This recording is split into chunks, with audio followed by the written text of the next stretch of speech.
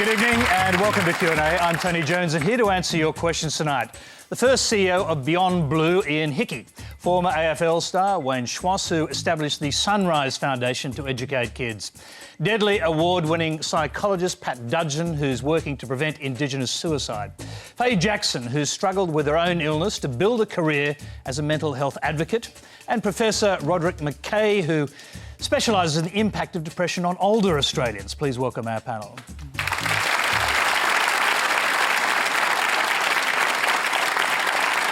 Thank you, and we will be ending tonight with a beautiful song from Gurrumul and Paul Kelly. But for the rest of the hour, we'll try shining a light on depression. Well, it's one of the most common mental illnesses, but also one of the most misunderstood. Being depressed is not just being sad, it's a medical illness, and there's a lot to talk about. Let's go to our first question. It's from Xavier Eels. In a recent speech to my school, I outlined the depressive disorder which plagued my teenage years. I was the beneficiary of strong support, but even that wasn't enough to get me professional help until I was 17. And so my question is, what does it take to make society appreciate that mental illness can be as debilitating as physical illness? Ian Hickie, I'll start with you. It's such a great question. It's so good, Xavier, that you've been able to actually raise those issues so directly with your school, and I suggest everyone go and look at the YouTube issue that you've raised. And it takes real leadership like the ABC is showing through its Mental As program again this year. On the upside, Australia leads the world in mental health awareness. We actually have more community awareness than ever. What we've struggled is to put in place the service systems and the responses so we help each other to get to care in the way that you've said. I mean, 50% of mental health problems start before 15 and 75% before age 25. So there's no doubt if you want to make a difference, you've got to get in early and you've got to make it easy. That's where we haven't seen as much movement in real reform, putting the services in place so young people like yourself get the care when they need it, so they succeed at school and in life and the rest of the ways that we would hope people would. Faye Jackson, let me bring you in. So what does it take to make society appreciate mental illness can be as debilitating as physical illness? Well, the World Health Organisation says that it is, clearly says that it is, the World Health Organisation says that severe depression or moderate depression is akin to having asthma or chronic hepatitis or something like that, having severe post-traumatic stress disorder, it has the same disability as paraplegia, and schizophrenia has the same level of disability as quadriplegia. So if the World Health Organisation recognises that, then I think we can trust them, and I think that we can, start to recognise that people with a lived experience of mental health issues really need support as people in those kinds of situations do. I was going to have a quick pause to watch a short excerpt from that speech that Xavier gave to his school. Too often, when someone drops the slightest hint that they're feeling down, we as men awkwardly tiptoe around the issue so as not to have to talk about our feelings. The pressure we feel to appear stoic is immense, but hopefully through my words today, I can show you that sharing something very deep is a sign of strength. I'm going to come back to Xavier in a moment to ask you a little bit about that speech, but I want to hear from Wayne Schwass now. Does that ring any bells for you? Yeah, firstly to Xavier, at the age of 17, I think, correct me if I'm wrong, when you made that speech, you did it a lot earlier than I did. I hid it for 15 years. I didn't have the courage or strength in order to do what Xavier did. So from me to you, I applaud you for having the strength and courage and the determination to speak openly and honestly about it. I'm not clinically trained. I have a lived experience. And I think one of the challenges with regards to mental illness compared to physical injuries is physical injuries are easy to digest. We can see the injury, a broken arm, we respond to it. We need more education, more understanding. We need to move the community towards getting away from labelling people, judging them or ostracising them because of a condition like a mental illness. And I think the other thing that I'd like to say to you, Xavier, is it's people like you with the leadership and the courage that will change future generations. So I applaud you for what you've done, and I hope that people respect you for having the courage and the ability to be able to speak openly and honestly, because what I will say is what you've done is someone in that auditorium or hall is having the same challenges that they're facing, and your story has connected with them, and they've probably got some inspiration out of what you've done. So well done. Hey, Wayne, what about that idea, written right into the very beginning of that speech, that men find it incredibly difficult to deal with these things, they tiptoe around it, they want to be stoic rather than accept that they're ill? Yeah, look, I would agree with that, because this is a great country, Tony. This is a great country that's built on mateship, and when things aren't particularly good, we have a great ability as a community, and especially men, of rallying around our friends when they need help and our support. But I think that women are better equipped and also universally supported to talk about issues. Men are just as complex as women are, yet as a country and as a community, we aren't supported. We aren't encouraged to talk openly and honestly about complex issues, and we need to be, because the reality is that a conversation can be the beginning of somebody getting some help, getting some appropriate treatment, and I think that that's an important conversation to have. Okay, I'm just going to go back to Xavier. Now, that speech, we just saw a tiny bit of it. It's a long speech. It's a very moving speech, but also, you'd have to say, a pretty brave one for you to make. You were the school captain at the time, and a lot of people in that school had no idea how long you'd suffered from a mental illness. Tell us about it. I think I was very aware that no one would have predicted it, and I think that that's what added to the power of it and what encouraged me to do it in the first place. I'd also come across, friends and family who'd been struggling from similar things, and oftentimes I wouldn't have the courage to open up to them that I could relate to them. And so I'd prefer to do it to everyone at once rather than just a few people, to be honest. But on the gender issue, I think something that's quite surprising is since that speech, I've received a lot of messages, not only saying, it was brave, but that I suffer from this too. And I think that females suffer a unique problem in that they have to subscribe to that identity of being an emo if they want to be depressed. And so we often dismiss, females because their suicide rates are so much lower. But I think there's an equally unique problem there that also needs to be dealt with and doesn't get recognised enough. Let me just go to one thing you said in the speech. You talk about getting to a point where you would cry yourself to sleep pretty much every night because you were feeling so terrible. But in the morning, you'd wake up, put on a completely different face and go to school as if nothing had happened. How did you manage to do that? Tony, I think I could win an Oscar for my acting in that situation, even though I'm not much of an actor. But it was certainly challenging, and it took its physical toll.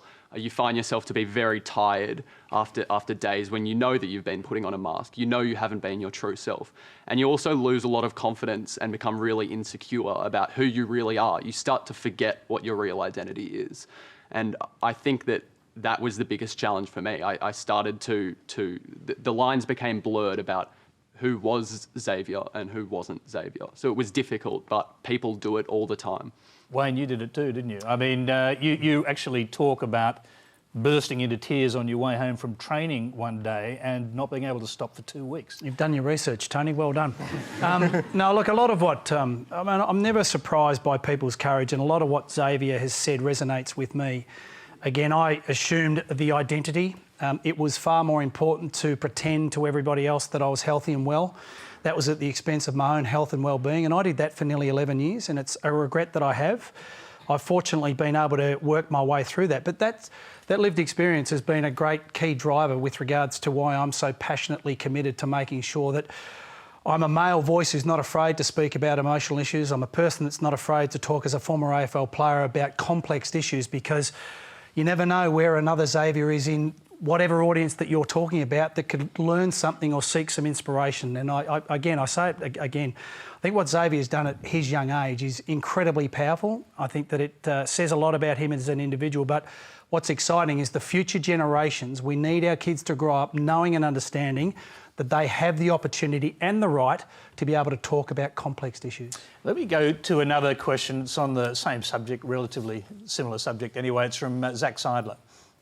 While we can aim to reduce societal stigma towards depression through nights like this, how can we target self-stigma and that contradictory idea that I'll do anything to help out my depressed mate, but if I'm suffering, suddenly there's something unfixable within me to be ashamed of? Faye, what do you think about that? The idea that the problem is in you, it's your fault in a way.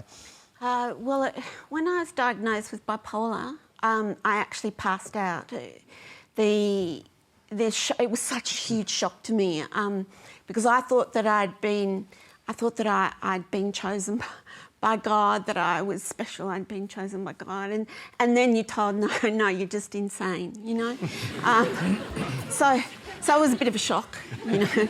And I passed out, but my husband was there. I'd asked him to come in with me, and I don't know how long I was out to it, but he felt a relief, but I felt huge grief because I thought I was going to be an artist. I was starting to get there as an artist, and then, you know, you're forced onto medication that does this. I am anxious tonight, but so my shake is a little bit worse than usual, but not a whole lot worse.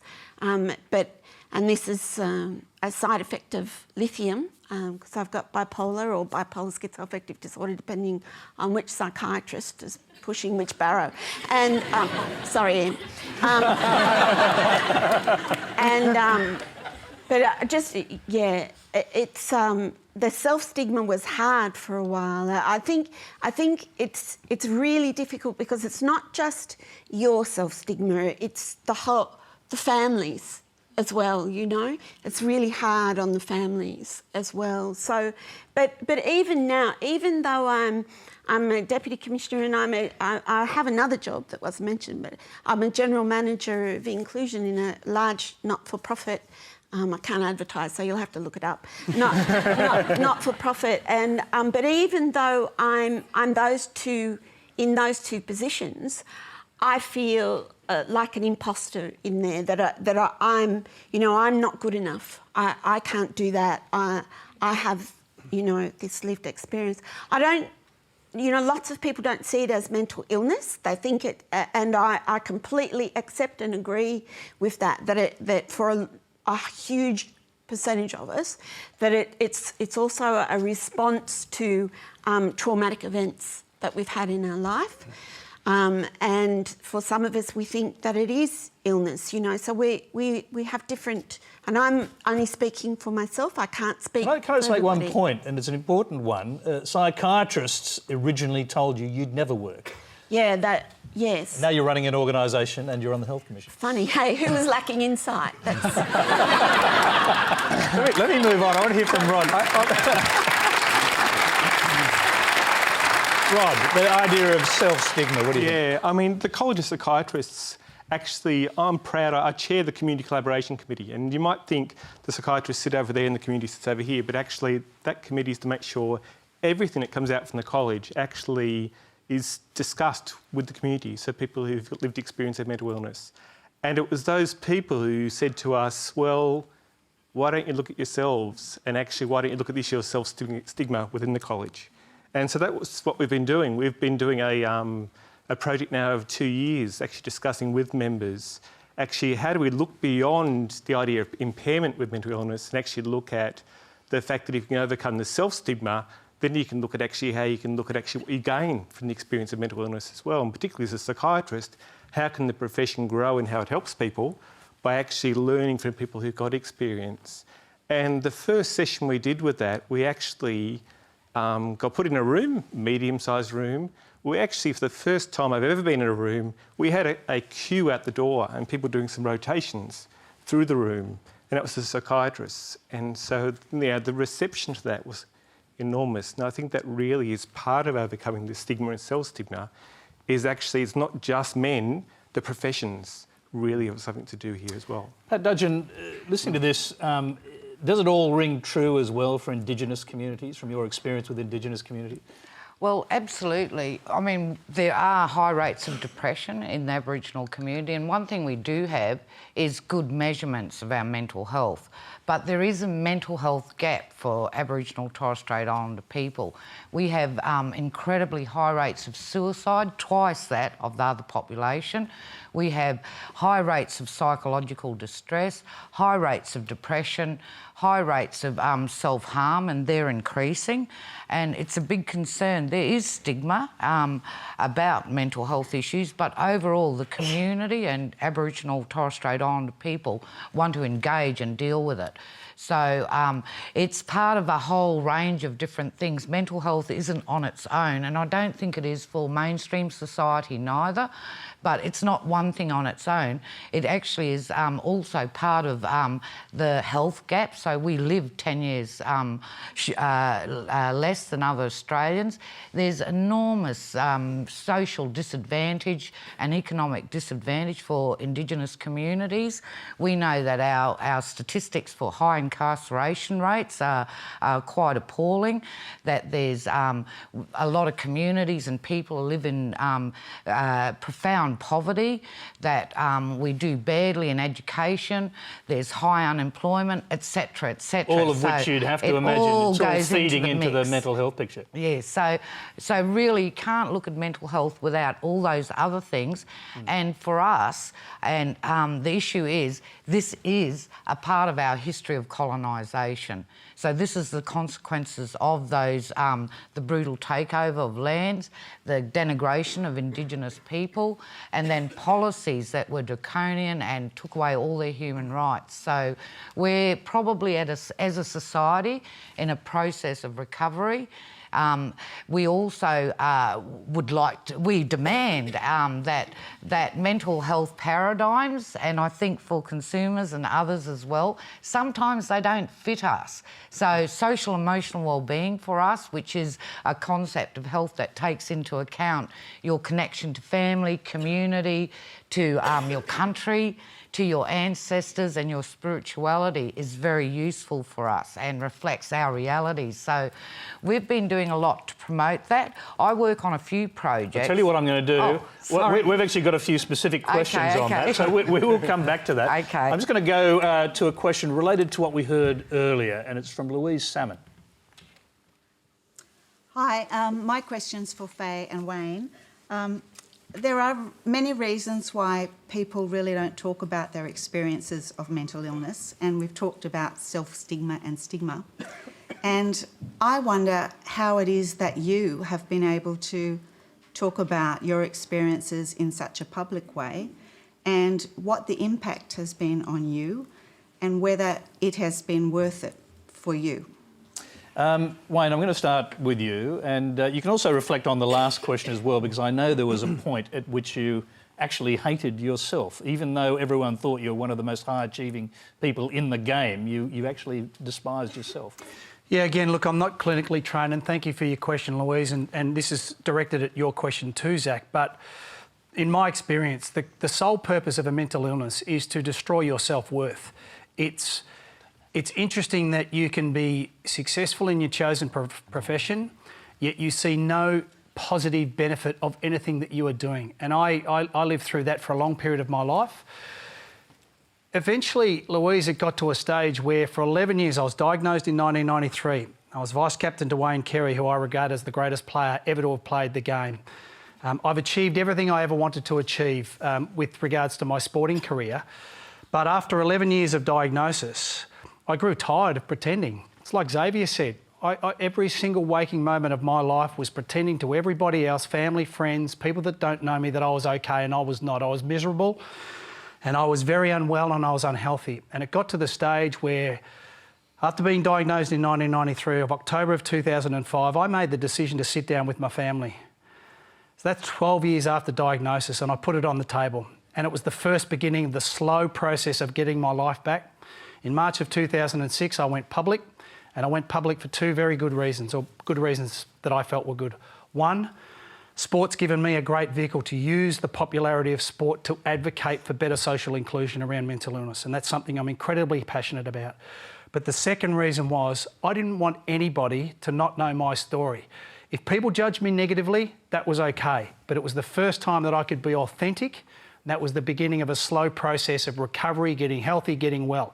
My illness doesn't define me. It's been a big part of who I am and what I am today. How has it been? It's been unbelievably good, because I am my authentic self. I have people that support me in my life, and if people want to make judgment or have a different negative opinion of me, that's okay, that's their decision. Just quickly, in regards to self-stigma, Zach, I think stigma is judgment, ridicule or ostracisation because of an illness. breast cancer, bowel cancer, prostate cancer, diabetes, asthma. We don't do that. The community in this great country of ours needs to stop labelling people because of a mental illness. It's not fair and it's not right, and I'll continue to push that envelope as much as I can.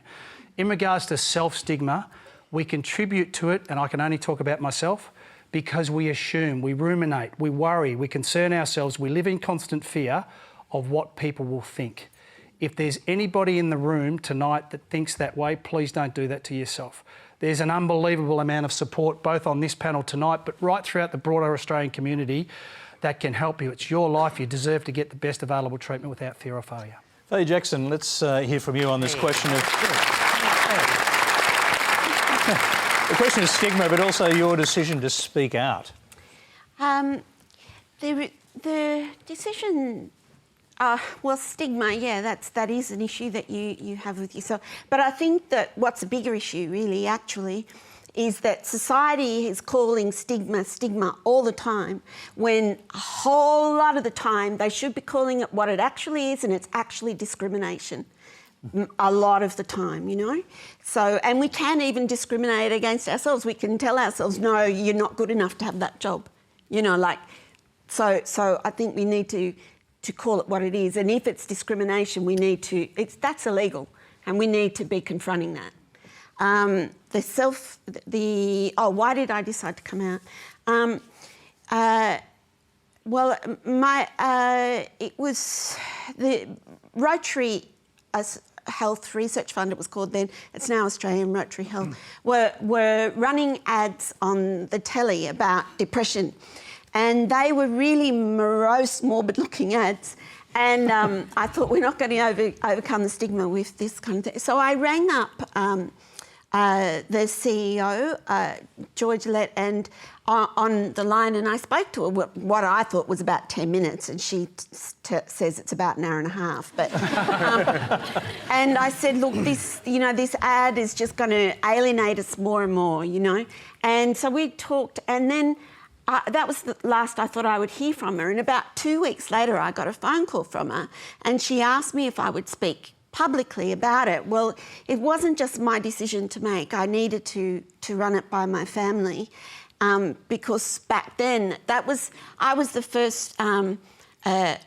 They called it consumer. Then I don't use that term for myself. The first lived experience speaker for Beyond Blue, actually, and they picked me up through Rotary. And they said, my family said, OK, but not locally, don't do it locally, you know. So we started going everywhere around Australia. Can I just pick you up on that? Because you do tell a very funny story, and I'm going to bring you to it quickly. There's a fellow called Keith who picks you up on one of those Rotary trips to take you across the plains of Hay. And he says something to you in the car on the way, which I think he probably would describe as discrimination. Oh, yeah. Tell us about it. So the people that they used to send to pick me up usually treated me like a queen. And they knew everything about me, and it was just, you know, they always sent me in the best car, and, you know, and I'll cut the story short, because it takes a while and it gets better each time I tell it. But sorry, family. We just headed out of Griffith. We were going out to Hay, and to go through the Hay Plains. Have you ever been out through the Hay Plains? What's out there? Nothing, it's a hole. You can say that because nobody lives out there anymore. So, you better tell us what Keith said. Aboriginal people say it's a cold place, you know, it's not a good place. But so anyway, we just left Griffith behind, and it became dark, and he said to me, Faye, what are you doing out here? And I said, I'm here to speak at the conference. And he said, yes, I know that, but what are you here to speak about? Which they usually know. And I said, mental health. And he said, geez, do we need you out here? I tell you, great load of freaks and lunatics running around out here, complete spazoids and schizos, stab you in the back as soon as look at you. We ought to round them all up and stick them on an island and let them kill each other off like we used to with the lepers.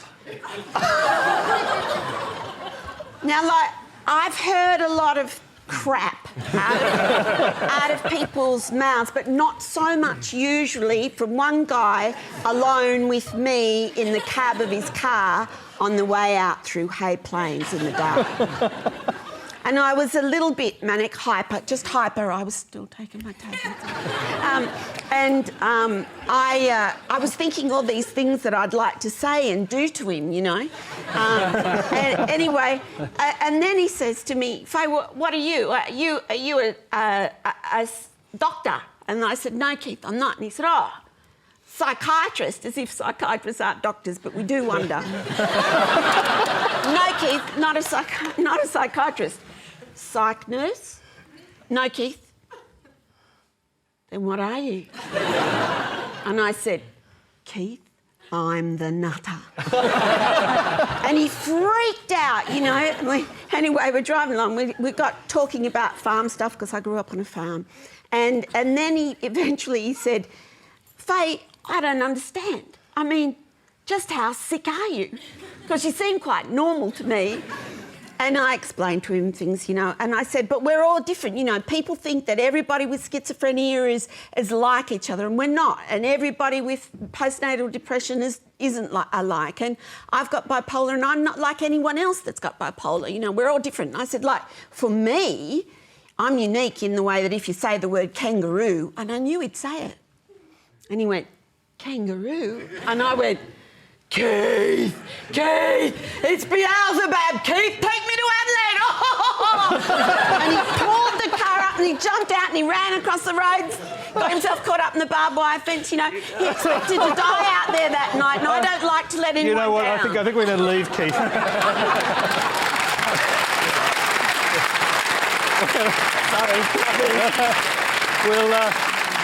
We'll leave Keith just hanging on the barbed wire there for a little while. And remember, if you or someone you know needs help, call one of the helpline numbers that we're showing on the screen right now. Now, our next question comes from Melissa Soriel. Earlier this year, at the school in which I teach, a young Year 8 student took her own life.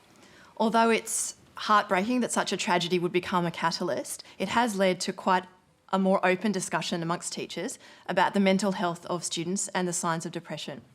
What advice can the panel offer to both teachers and parents to support young, vulnerable people who often think they have nowhere to turn? Ian Hickie. Thanks so much for the question, Melissa. This is like the big issue now in Australia. In fact, we've been very lucky in Australia. There's sort of stories that Faye can tell, Wayne. We've had people like Gary McDonald, Jeff Gallop, Andrew Robb now in our federal cabinet, men talk about Australia. That makes us really different, the lived experience. Where we've struggled, and we're still struggling, is taking young people seriously. The picture between the physical picture of good health, which Xavier shows and other shows, and the idea that this is the peak age of onset of those problems still creates a really large problem. So getting people to do what Xavier's done and actually talk about that experience and getting the rest of us to respond appropriately is the challenge. Our big national surveys have always shown that it's young people that miss out the most. Now, we've seen some big innovations here in Australia, things like Headspace, Beyond Blue, a lot of technology, the Young and Well CRC, a lot of leadership, but we've still got to make the really big step in every family, in every school, in every community, to really understand this is the age of onset, this is where it's trouble. Young people don't know what to do in that particular period. Young people are vulnerable, they get isolated, and the tragedy you describe is one of the biggest tragedies. The terrible situation myself this year of sitting with one of those families, with one of those mums, and her saying, you know, what more could she have done? To which my answer is nothing. I don't think she could have done anything else. What more could we have done as a community? Stacks. You know, we still haven't really orientated our health system, our education system, and even our community dialogue to really hear the voices of people like Xavier, and sadly the voices that get lost. So, you know, it is the big challenge. It is on the agenda in schools, it is on the agenda in the community, but we have a long way to go so that people like Xavier don't have to wait to 17. You know, we just had a big national survey of children and young people. About 1 in 10 Australian teenagers has actually self-harmed. We've got about 1 in 6, 7 young women thinking about suicide continuously during those teenage years. I think the response of the adult world is still to be rather dismissive of that, hoping they'll grow out of it, just hoping. as distinct from any other health problem, we'd be there not hoping you get over your asthma or hoping you deal with your diabetes or hoping you recover from your road trauma. We'd be in there helping. So I think that's the big challenge. The health system was never designed for that. And it's not just a health issue. It's an education issue. It's a social issue. And I think what you alluded to, and credit to the media and many others, there's a dialogue now going on, and we've got to back that dialogue with real actions.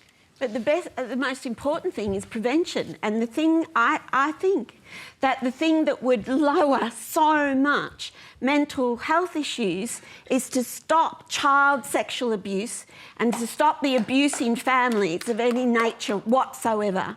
That will be the biggest thing that will bring down the stats about this. Rod McKay, how do you help a school community respond to something like this? An absolute tragedy of this nature, and I suppose are there systems, are there mechanisms that can be put in place to try and stop it from happening again? I hate to take this across to older people, and I was trying to No, you don't. You love it. I love talking about older people, but I do hate to, because I think there is so many similarities though in that older people are also not taken seriously when we talk about depression. You know, there's things about older people and the way we view ageing that doesn't make sense. We know that every measure of contentment, happiness, goes up as we get old. And yet we also know that we think that depression is a normal part of being old. The two things don't go together. And then our oldest men have got by far the highest rate of suicide. Okay, we are going to come. We've got a specific question on this. So bring it to the school community. But I think that awareness in a community that actually these things can have a serious outcome, being willing to talk about that, willing to have the open discussions that it's not normal, you take it serious. I think that applies across the lifespan. It doesn't matter if that's an aged care community, it doesn't matter if that's a family at home, it doesn't matter if it's a school community. It's being able to have those open discussions, I think, is a starting place. Okay, let's go to our next question. It will take us into a slightly different direction, but related. It's from Karen Obrecht. In my experience as a psychiatrist working in remote Aboriginal communities in Queensland, suicidal attempts are very frequent and completed suicides often only prevented by the rapid efforts of police and healthcare workers finding potential victims and applying CPR. Mental illnesses, particularly depression, psychological stress and alcohol abuse, are some of the major risk factors for suicidal attempts in Indigenous Australians. Do we need an urgent task force on the basis of what we already know to counteract the trend of increased suicide rates in remote Indigenous communities? Pat. Okay. I think that's a great comment and question. I think that it's not just restricted to remote communities, it's everywhere. As I was saying earlier, we know we've got excellent measurements of our mental health and physical health, and we know across the board some areas, for instance, our suicide rate is twice that of other Australians. But if you do break it down and disaggregate those statistics, there's some age groups that are more vulnerable and some regions that have higher rates of suicide. So Indigenous youth suicide rates across the top half of Australia is the highest in the world. Yes. Why is that? Researchers say that. So why is that happening? As I was saying before, I think that it does come from a history of colonisation. Now, that's a very close thing to us. A lot of people, when they hear about colonisation, say, oh, you know, get over it, that was a long time ago. That's still with us. We did have the takeover of our lands. We had people being put into missions and reserves, and we were treated very much like second-class citizens. And that's close. I've actually read my own family's native welfare files, as they call it, and I was also serving on the parole board of Western Australia at the time. And the things that Aboriginal people had to go through just to live a normal life. They had to ask permission to move towns, permission to get a job, and so on and so on. And it was like they were on parole. And if you did anything to breach that, you could be put away. You could be sent to a mission or a reserve far away from your own country. One of the really puzzling things is that youth suicide rates in Indigenous communities have leapt in the last generation. They seem to have gone up hugely. Absolutely. Now, why would that be? What's changed? I think that as a consequence of all that, we have incredible Indigenous disadvantage. There is a sense that we have moved on and we haven't in some ways. So I think we're seeing the fruits of all the things that have gone before. And there's some good programs up. We need more of them, and there's all sorts of different interventions that we need to put in place. Some will be immediate response, but also we need to empower communities themselves and Indigenous people to take charge of their own issues and help them develop programs and implement them that can deal with all those issues. So I think it is a consequence of a period of history, and it may well get worse before it gets better. Ian Hickie, listening to this, I mean, is there a way of figuring out, I mean, obviously the social circumstances are a key to this, but is there a way of solving this problem with Indigenous kids? Is it just about resources? Is it about getting more community support? No, I think as Pat has demonstrated in what she said and in her own life and the actual community-based actions that she has led across Australia, the solution lies in communities, in community leadership. A really big issue that Pat and I have worked on with the National Commission is empowering communities. The point you raised about the situation getting worse, I think is a terribly important one. But this changes from community to community, so not all communities are the same. Some communities have succeeded in taking control of their social situation and of the response to things like suicide. What we need is to empower communities and support them to do that. And Pat has run several programs that demonstrate that community leadership is there in Indigenous communities, but it needs to be supported by everything we do in government policy, in social policy, in employment, in education. We've had a terrible tradition of white guy solutions being imposed on Indigenous communities that fail repeatedly. And I think that's the frustration of the wider Australian society. Oh, look, we've done lots, but didn't work. We haven't actually worked effectively with many of the communities. And I think what you see is tremendous opportunity Australia-wide through Indigenous leadership. Pat and I were in Canberra a little while ago griefing people in Prime Minister and Cabinet about, are you going to trust Indigenous people to seriously take control of issues like suicide prevention? And I think there's still a big question in the wider community. Do we really trust Indigenous people to take the actions? If you want to solve the problems, they are the solutions. Is that, by the way, is that the recently dethroned Prime Minister? Or well, that was Prime Minister and Cabinet. That was the bureaucrats. OK, so you're talking about the bureaucrats. Well, under the previous Prime Minister, he did an important thing, Tony Abbott. He took the Indigenous issues into Prime Minister and Cabinet. Yeah. In Australia, if you want anything to happen seriously, put it in Prime Minister and Cabinet. You know, make it serious. Yeah. But we were challenging those people about whether they really meant that Indigenous people have a lot of the solutions, but their communities need to be supported. And Pat's term about social and emotional well-being, it's worth actually saying that sort of slowly. Yeah. It's about the wider context in which this occurs. Your point, Tony, this is tied up in employment, it's tied up in education, tied up in social circumstances, it's tied up in transgenerational issues. But Indigenous people have many of the solutions. We need to back the Indigenous Medical Associations, Indigenous Health Associations, but the community leadership. Briefly, Pat, did they listen? Did you get the impression that in Prime Minister and Cabinet they understood what you were saying and they accept this argument? Absolutely, and there's a number of strategies. Like we've got the first ever National Aboriginal and Torres Strait Islander Suicide Prevention Strategy. That's about to happen. So there's a lot of frameworks and strategies. The review that the Mental Health Commission undertook came out very strongly and had a lot of recommendations for Indigenous mental health. So that's all about to happen. I think that a change is needed. Communities need to be empowered. Leadership needs to take place across the whole range of different levels.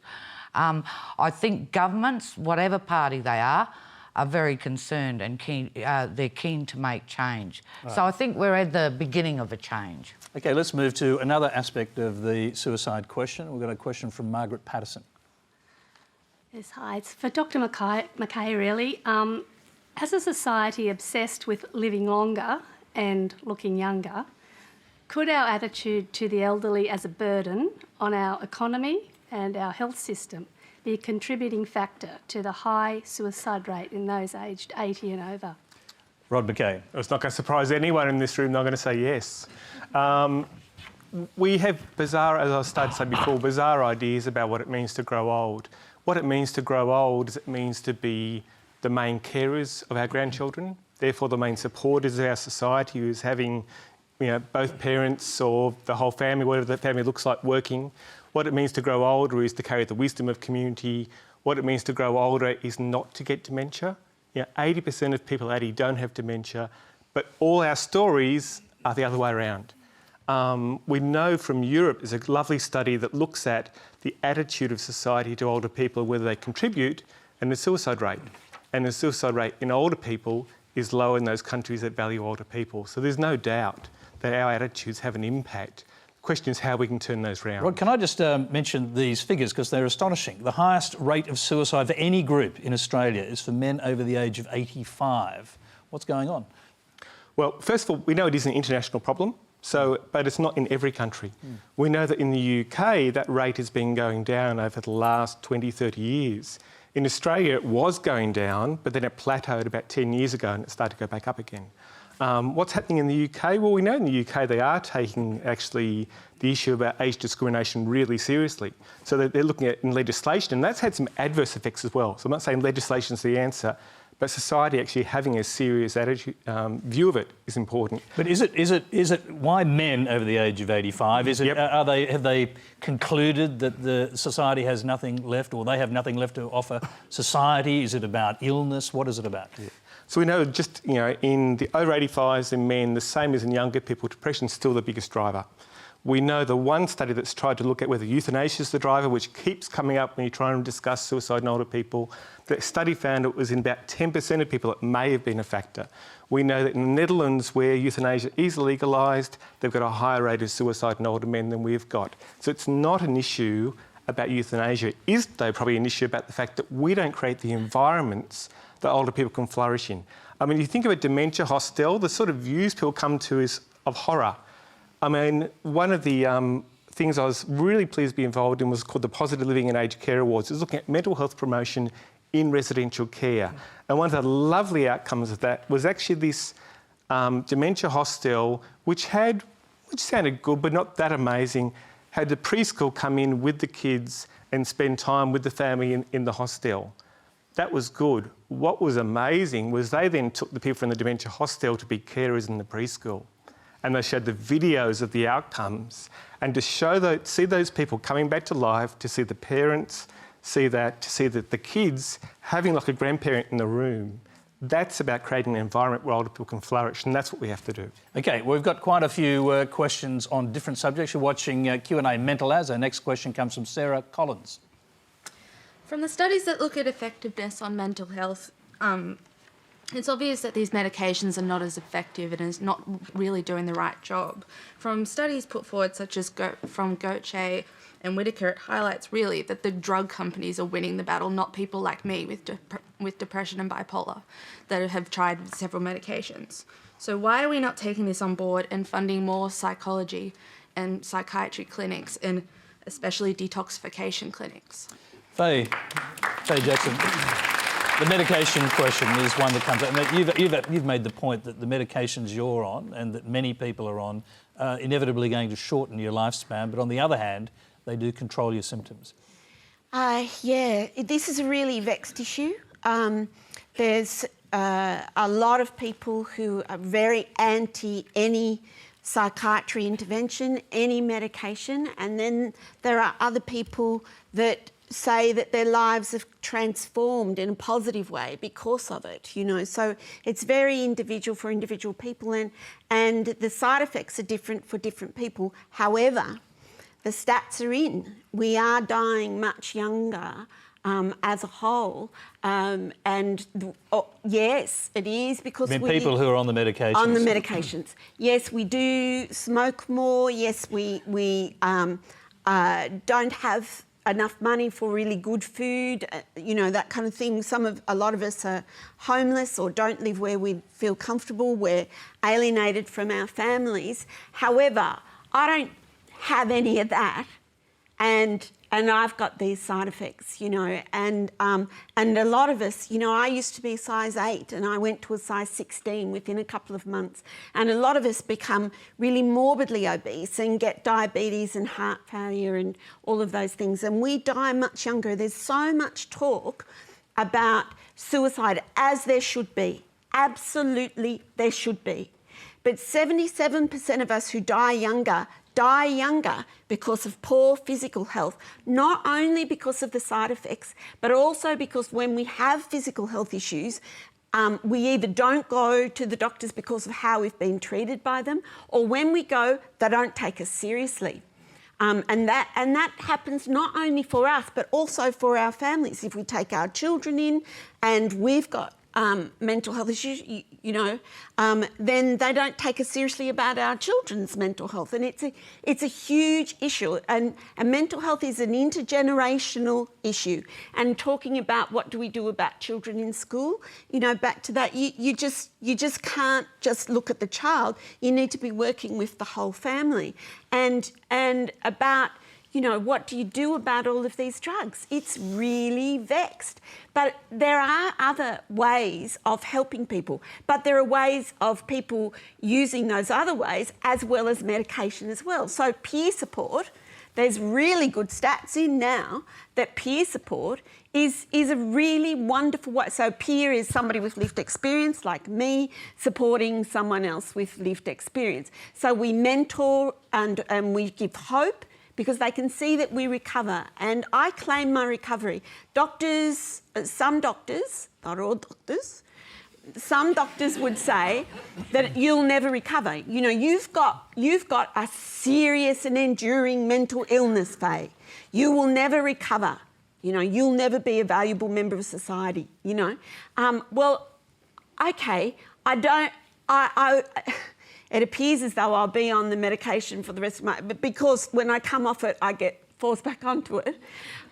What happens? What would happen if you went off your medication? Well, it's different each time, but unfortunately, the truth of it is that when I've come off it, each time I become more unwell and I'm unwell for a longer period. So although not the last time, but I wasn't off my meds last time. I became psychotic a few months ago again, but I wasn't off my meds. So that was about acute stress. So it's not just about a mental illness. Stress does this stuff to people, and if there are triggers going on in your life that's about things that happened to you when you were a kid or before, then it can bring it up. But when I've become unwell, the last time I was really unwell, it was 2 years, and for a period of time, very hard to believe, Tony, I know, but true, I become mute. So I almost mute. I'll speak to my family, but just yes, no answers kind of thing. Because if I'm hearing voices, I'm not real sure whether it's me speaking or them and you know the hell I got at school because I went through a stage where I felt so alien to everybody else, and I actually held onto my tongue when I was speaking so that I knew that it was me speaking. And you can imagine what happens. Can I just throw that over to Ian Hickie? And on the general question of medication, I mean, you're obviously in a position where you have to prescribe medication. Some of them have these side effects. Is there any alternative? No, and I think people need to be realistic about medications in the whole of medicine. For those who are seriously interested in the medication argument, there are many reviews that look at the effectiveness of psychological medications, psychiatric medications, versus other areas of medicine. They are effective, but there are side effects. The other part of the question that's important is about access to psychological care. This is not a one versus another. And I think sadly we have visitors from other countries, the United States, UK, come here and bring a media line which is not very helpful. The biggest expansion in care in Australia has actually been in psychological care under Howard government initiatives. First Better Outcomes, now called Better Access. We now spend over $700 million a year on psychological care that we were not spending prior to 2006. So Australia's made really big investments, not just through its pharmaceutical benefits scheme in terms of medications, but actually, to our great credit over the last decade, in psychological care. Now, we still got to get it right. And there are a lot of issues in mental health research. One of the great things about the Mental As program this week at the ABC is actually supporting mental health research. It's one of the smallest areas of investment in this area. Quite contrary to the questioner, pharmaceutical companies have been pulling out, in fact, of development of new medicines in this area. And the responsibility has fallen more on government and private foundations. It's a really challenging area. It's fair to say the brain's not a simple place. No. People's individual experience is not simple. So we have a long way to go in neuroscience and in development. But Australia's biggest investments are actually in expansion of psychological care, which we need to get right. So that access is right. But while we keep on going to put the first... We leave people that become acutely unwell, and so medication is what they get forced on to take, or they choose to take it. I'm concerned if drug companies are pulling out and not developing better medications. I just want to throw to Wayne, who's also got the lived experience here, and I'm just wondering how you deal with the medication issue. Because I also know you're an athlete and you're a cyclist now, so you obviously keep very fit and well, but also you're obviously on medication still. No, I haven't been on medication for probably 5 years, Tony. OK, well, you'll have to excuse me for suggesting that. That's OK. If I needed to in the future, I wouldn't have an issue with it. Yeah. And I think this lends itself to Zach's question a little while ago, and that's that self-stigma. I would hide my medication. I was embarrassed, I was ashamed. I didn't want my partner, now my wife, mother of my 3 children, to know that I was on medication because I saw medication as a weakness.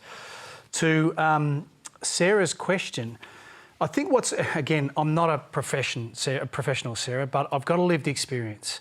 And I'd say this to you, it's trial and error. One drug may work for somebody, another drug may not work for the next person. And there's an enormous amount of frustration in that because we want to fix the issue. We want to get healthy and well. What I would encourage you to think about are a couple of things that I found incredibly beneficial for my health and my recovery. One, I own my illness. I stopped denying it, I accepted it, took me a long time to do that, and then I started to bring those closest to me into the conversation so I didn't have to pretend. That was number one. Number two, I didn't hide my medication from my partner. I took it openly, and that was really important in that process. The other thing that I would say, and I've supported a lot of people, a lot of my friends over the journey since going public, and I constantly challenge them on this issue. If you don't feel you connect with your profession, you have the right to go and find somebody else that you feel connection with. And it wasn't until I moved to Sydney, playing for the Sydney Swans, I couldn't connect with 2 male doctors. It wasn't their fault, but I just couldn't connect with them. And I felt through those experiences, I was a patient number on a manila folder. It wasn't until I went to Sydney and I met an unbelievable lady psychiatrist that I felt whether I was patient number 1 in the morning or patient number 8 at the end of an afternoon, I walked in there and I was the most important patient that she was seeing for that day. And why I say that is because I felt she was genuinely invested in helping me help myself, and I think that that's really important. Thank you very much. One thing we've left aside until now really is the big policy questions surrounding this issue. We've got a very good one. It's from Irene Gallagher. Hi. The Minister for Health, Susan Ley, was quoted today as saying that our current regime was disjointed and we need to catch people before they fall. Similarly, the National Mental Health Commission have outlined that the effects of our poorly planned mental health system is a massive drain on the well-being of people with a mental illness, and has recommended a shift of focus from crisis and acute care to community-based services. What is needed to make this shift a reality? Now, Ian, I'm going to bring you back in because I know you've got a very close personal interest in the outcome of this, not only because of your role, but because of the circumstances of the death of the nephew of your close colleague, Professor Mendoza. So can you give us some sort of idea, first of all, of why he fell through the cracks and what the implications are, because so many people clearly are falling through the cracks?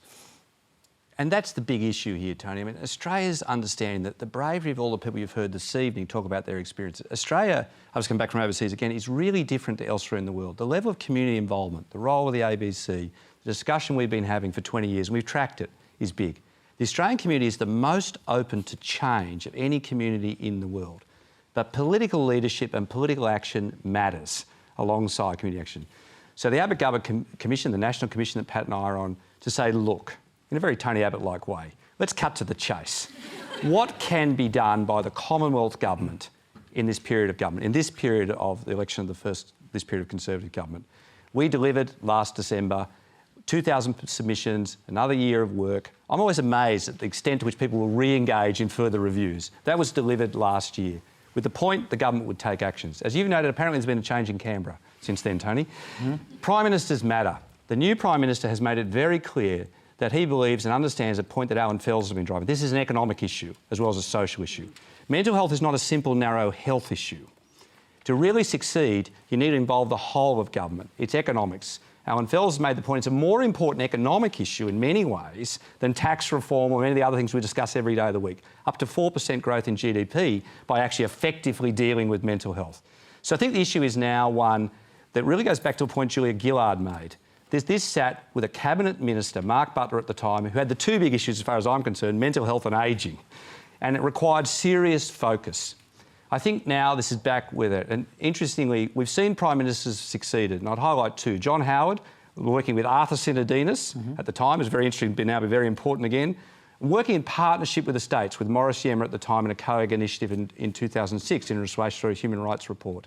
Now, I think we have the opportunity with Malcolm Turnbull, we have leaders at the state level, particularly Mike Baird here in New South Wales, who are up for change. So we need that sort of leader to leader, not to be left with a health minister. So the core minister. change, let's just go to it because we're running out of time, but the core change you called for was the shifting of $1 billion into community care. $200 million a year over 5 years. Well, not just the financing, and I think it's a shame that the minister reacted to that. Because the minister said that wouldn't happen, but that was a core thing you wanted, isn't it? Well, the core of that is actually the focus on community action. There are about 50 plus effective regions in Australia. So the Commonwealth and state need to trust Australians to sort this out in the regions. And it's not about hospitals. It's about putting the money into community agencies. Let's be clear here, the Commonwealth spends large amounts of money, over $10 billion a year. As an Australian community, we probably invest about $30 billion a year. We were talking about a marginal 2% change to back the community to succeed so people can lead productive lives. So it's the structure, Tony, that really matters. Regionalisation, not Commonwealth and state nonsense going on forever, to back the developments in communities, to back the psychological services, to back the community agencies, to support not just health, but housing, social services, and particularly in young people, coming back to where we started, to actually support people to be productive in education and employment on an ongoing basis. The National Commission's really different to a minor health agency. It's talking about an issue, and that requires a whole of government. So let me ask you the obvious question, because I said at the beginning that part of the inspiration for this is the people who are falling through the cracks, like Mendoza's nephew. How does this kind of shift help someone who's falling through the cracks or in danger of falling through the cracks? So in every community in Australia, you need effective suicide prevention. The National Commission said we need 12 trials to start now, and they need to start in regional and rural Australia. Very sadly, John's nephew, Jeff, died when the system fell apart, leaving a hospital, not being taken seriously. If you have a hospital-based system, you do not provide the continuity of care required across these crises. It's about not just the crisis, but the continuing set of issues that people face. That's where he was failed. That's where people in rural and regional Australia have failed every day. And to take the other point about the new Prime Minister, he's raised the key issue about disruptive technologies. We need to change systems. Lots of new money into existing systems will not work. It's going to be regionally backed. Technology is one of the big opportunities. You've had Jane Burns on this show before. We lead the world in mental health technologies. Okay, I'm going to throw to the other panellists. Rod, I want to hear you on this. Yeah, I think I agree with a lot of what Ian's saying, but not all. I think we need reformation of our inpatient care as well as our community care. I think it's important that actually we've talked a lot about serious mental illness. The vast majority of mental illness is treated in the community already. When it gets serious, when it needs crisis intervention, it needs that interface really smoothly between community inpatient, but we need to reform both. If we don't reform both, the hospitals, the people working in the hospitals feel disempowered, feel they are disengaged. We actually make that wider, and that's when tragedies happen. So I think we need to look at both, not just one. Faye? I've got so much to say. Can I give you 30 seconds? Well, I agree with what Ian is saying. I agree a little bit with what Rod is saying. We need to get rid of fish bowls that are in wards and have wards much more friendlier. But what you tend to get is that you see carers saying we want more beds. We don't. We do need the money to go into the community. We do need the services in the community so that people can get there really easily, friendly, easy to access services so that they don't go on to get really acutely unwell. OK, that's why we're going to have to leave you there. And let's hear from Pat. Oh, absolutely, Tony. I agree with Ian. I think that, and it's the Indigenous people of our country that are falling to the cracks. So we do need to take it out to the community. For us, we need to explore culturally appropriate and culturally different interventions and paradigms. But the community does know. We've done a lot of research and work with communities.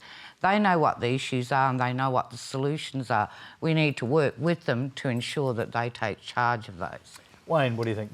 Well, these experts here are a better place to talk about policy and those type of things. I'd just like to make this comment, and that is if we were losing as many people on our roads, there would be an immediate response. We're losing nearly twice as many people to suicide every year. That doesn't include as many of the Indigenous communities. So I think it takes generational leadership, it takes real courage, and that starts with those people who can influence change, because we're losing too many important people, old, middle-aged, young, to suicide every day in this country, and that's unforgivable. And to early death. Well, that's where we'll have to leave it tonight. We've run out of time, as we always do. Please thank our panel, Ian Hickie, Wayne Schwass, Pat Dudgeon, Faye Jackson and Roderick McKay. Now, just before we go, a point of clarification. Now, last week I said that Senator Cory Bernardi might set up a new Conservative party and suggested in jest that he might call it Cory Bernardi's Golden Dawn. Well, Senator Bernardi was concerned that this linked him to the right-wing Greek political party, Golden Dawn, which has been accused of neo-Nazi tendencies. That was not my intention, and I do want to make it clear that I don't suggest that Cory Bernardi supports fascism. Now, next Monday, Q&A will be joined... That's not funny. Next Monday, Q&A will be joined by our nation's first Indigenous frontbencher, the Assistant Health Minister, Ken Wyatt. The once rising Labor star who's fallen victim to the factions, Lisa Singh. Greens MP for Melbourne, Adam Bant, and entrepreneur and soprano, Tanya de Jong. So thanks so much to everyone who participated in Q&A's Mental As edition. Please give yourselves a huge round of applause.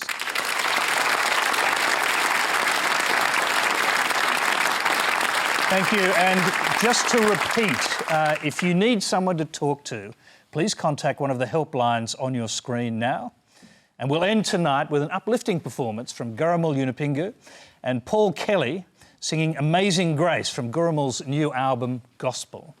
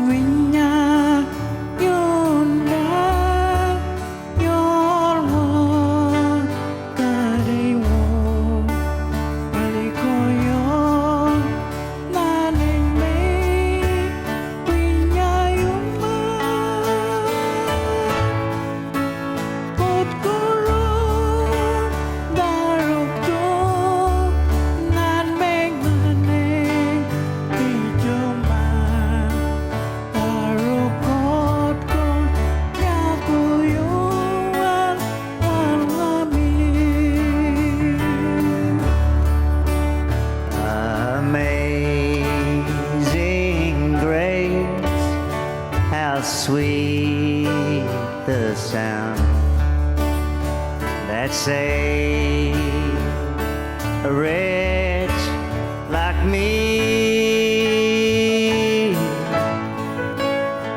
I once was lost but now I'm found. Was blind, but now I see. 'Twas grace that taught my heart to feel, and grace my fears relieve.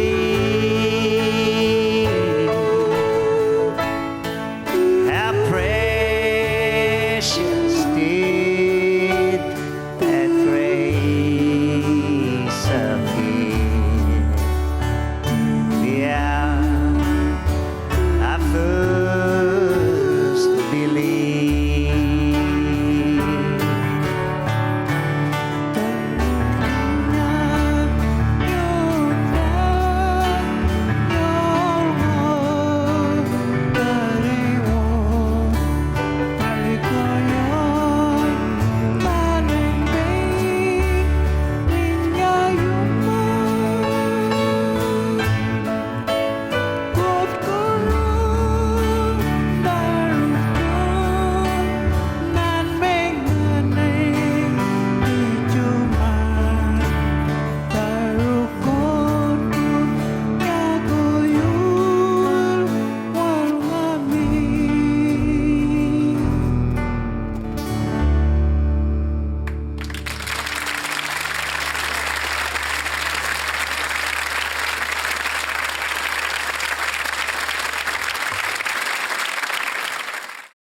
If this program has raised personal concerns, you may wish to contact one of these counselling services for further information or advice. Lifeline 13 11114, lifeline.org.au.